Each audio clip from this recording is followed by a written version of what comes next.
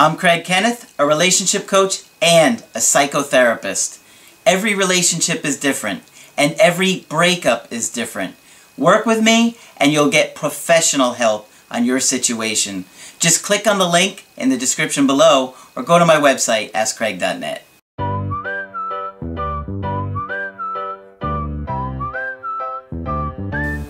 Hi there, I'm Coach Craig Kenneth. I'm Coach Margaret. And today we're going to be talking about dating red flags. Oh, you mean those little warning signs that come up? Those little warning signs that we tend to completely ignore when we first start dating someone because we feel so amazing around them. Yeah. We just are feeling so wonderful and our brain is hijacked. Yes, it is. It's hijacked and that's no joke. Scientists say that. Yeah, we lose our marbles when... Absolutely. And so we ignore things that if we saw somebody else doing or saw somebody else dating somebody that acted like that... We'd say, oh no, you better be careful. That don't sound right to me. No. I don't know. I'd get out of that one real quick. But when it's happening to us, we sit there and we justify it. Right. Oh, but she's so nice. Oh, he's so fun. He's so good to me. Oh, yes. Yeah. And so we ignore the red flags. We ignore, the possible personality disorders, alcohol issues, drug issues. Because we don't know any of those things when a relationship is new. But people will give off signals no matter how hard they try not to. That's right. It takes some time to see those things, but you might ignore their relationships with other people, how they treat their parents, how they treat their friends, their boss. How they speak of them even. Is it respectfully or disrespectfully? And so, you got to be aware that if they're treating other people like that, they're going to do the same thing to you. One of the big things that I see is how they talk about their exes. Yes. And when they tell you how they broke up with their ex, you need to listen really, really close. Like, for example, I had somebody tell me recently, when we first started dating, she told me that she just stopped talking to this guy one day, and then we started dating. Oh my. Oh, big red flag. Okay. Well, you want to take a guess at what happened to him? What happened? The same thing. She stopped talking to him one day and started dating somebody else. She warned you, buddy. You didn't know she was warning you, but she did. And I talk about that in the video. People will tell you who you are or who they are. Watch that video.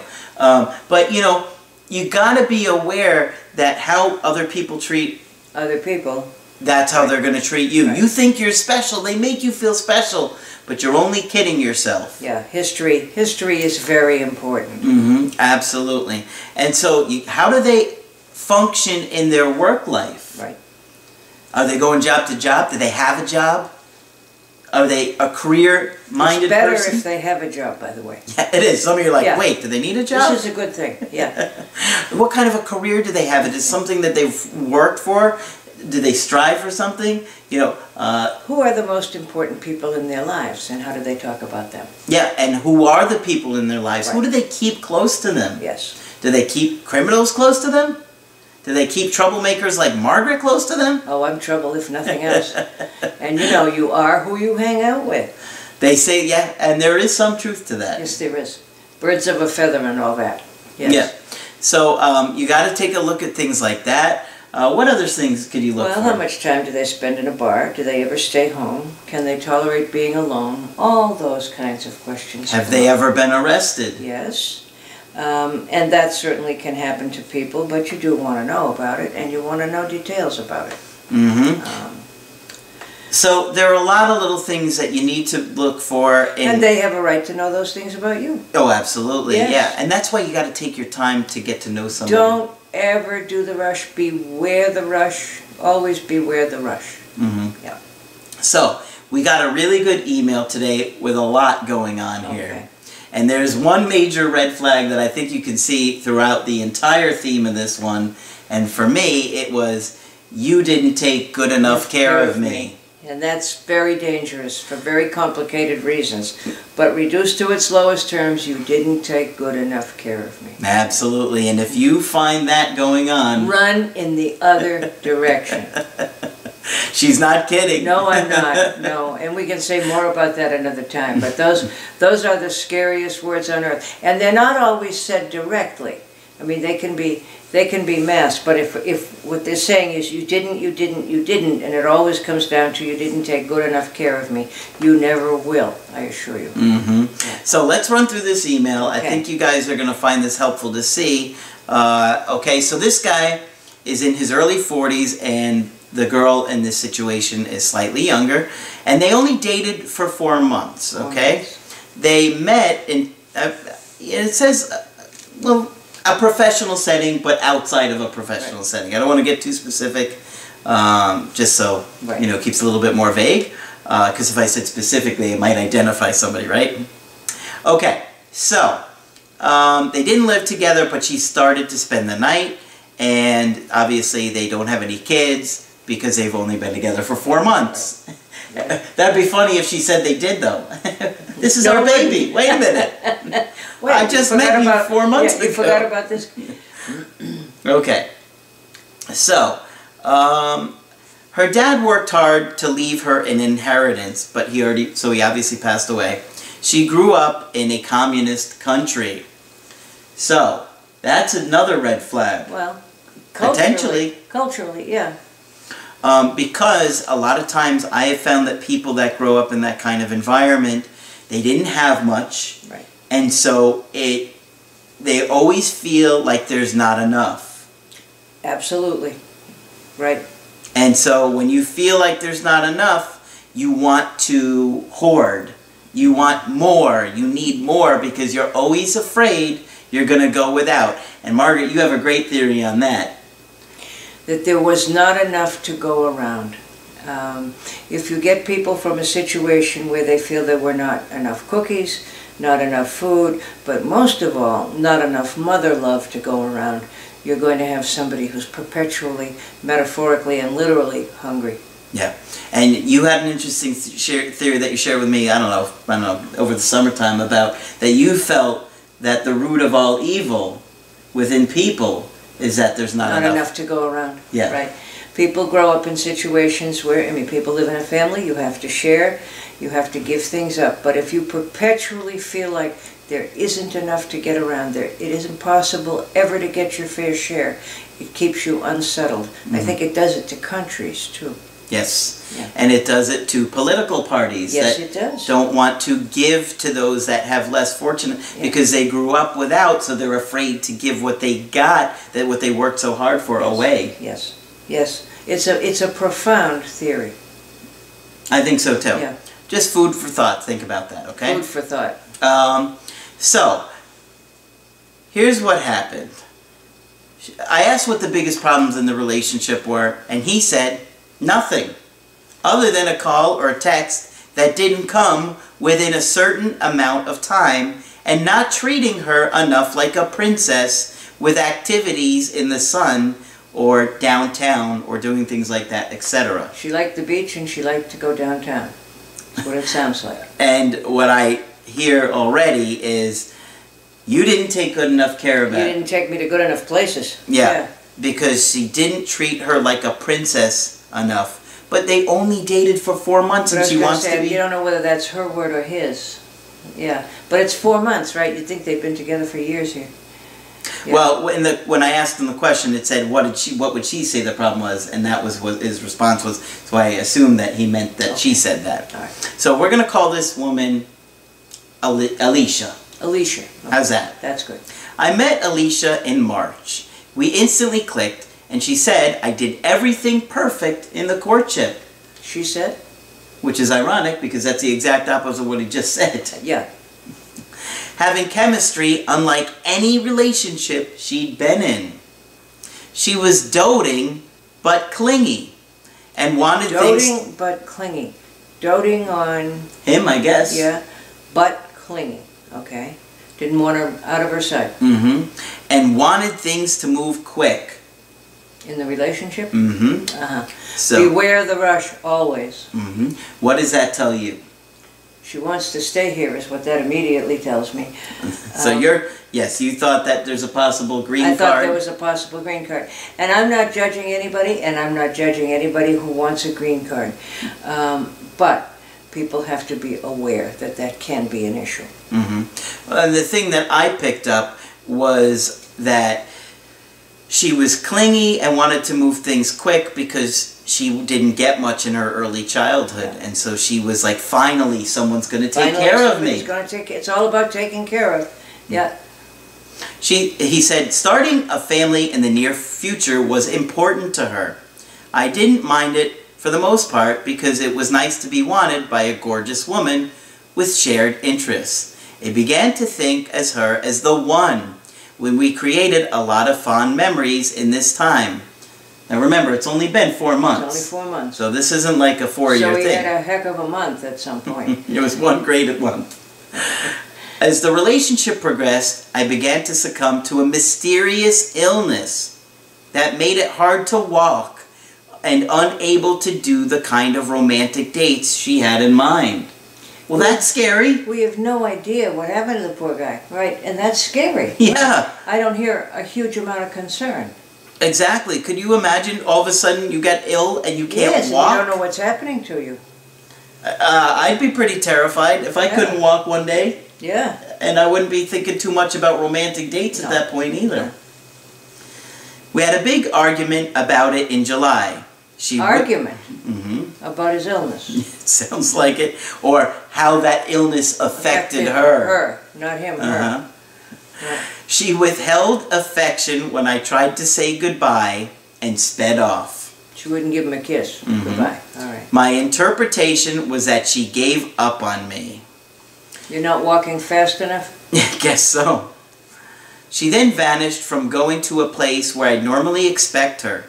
I waited patiently for her to call and see if I was feeling better, resurface, or show some kind of interest, aka no contact. So, he is probably feeling like, I'm ill, I can't take her to do anything, right, and she doesn't care. No, you don't hear any concern yet from her. And I think it's a valid concern. If I was like that, I'd be like, come take me to this appointment. Well, sort of or like, ask how it went. You're not the best model in the store.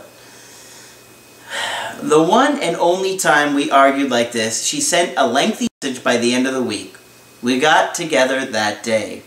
Weeks passed. I called her on her birthday, but she didn't pick up. Careful with my texts in the months to follow, like hi and trick or treat, I got blunt or no responses. I'd love to know more about blunt. Yeah, he didn't expand upon blunt, but it didn't sound too good. No, it doesn't sound good.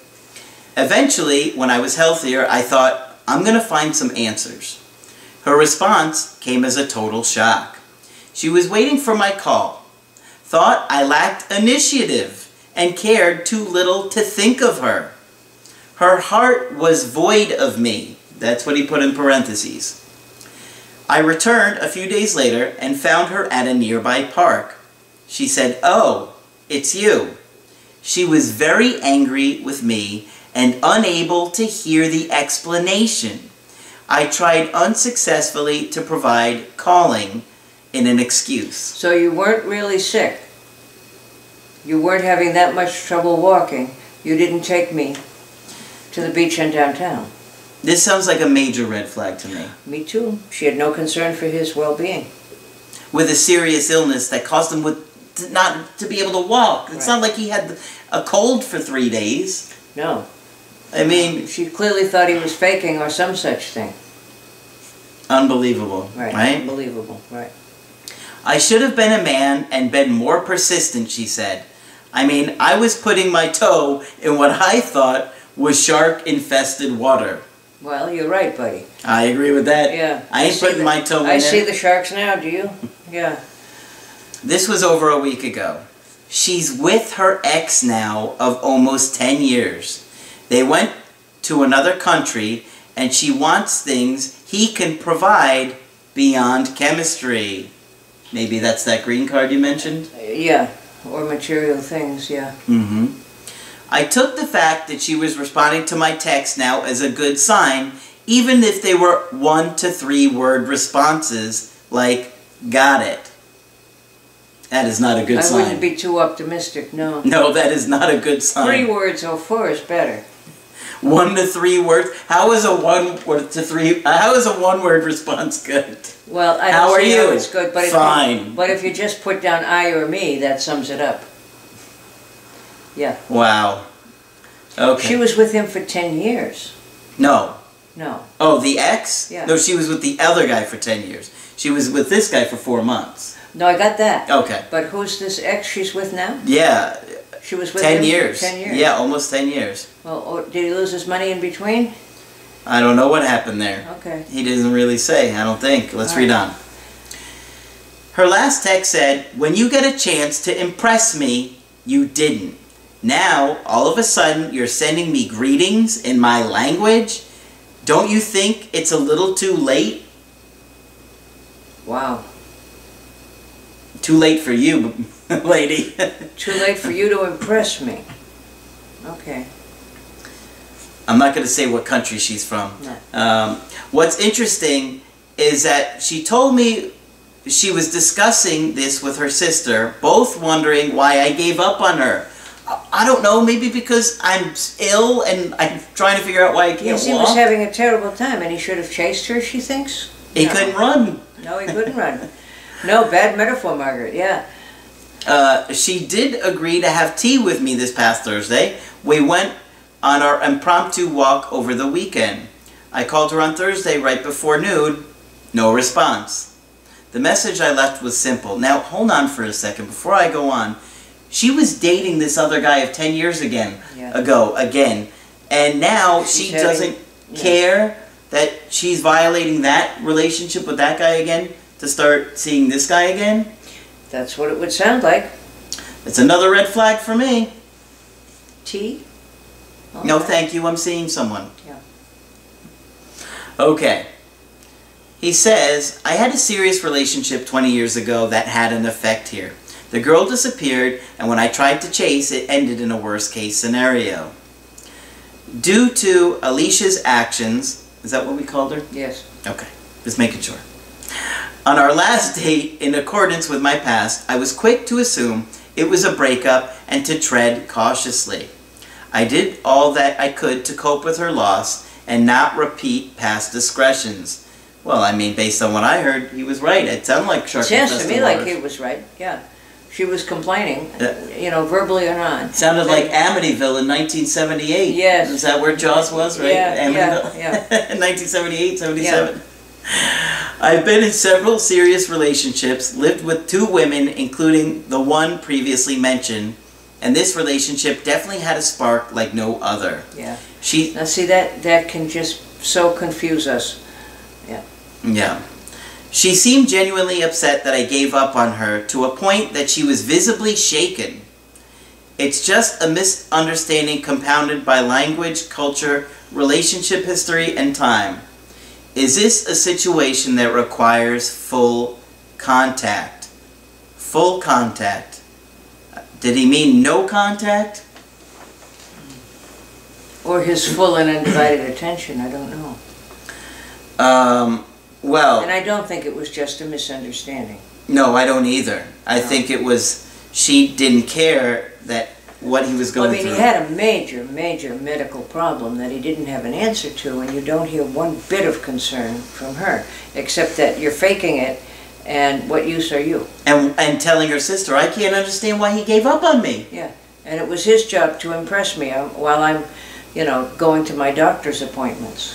Yeah, so if I was this guy, I would not have pursued her. No.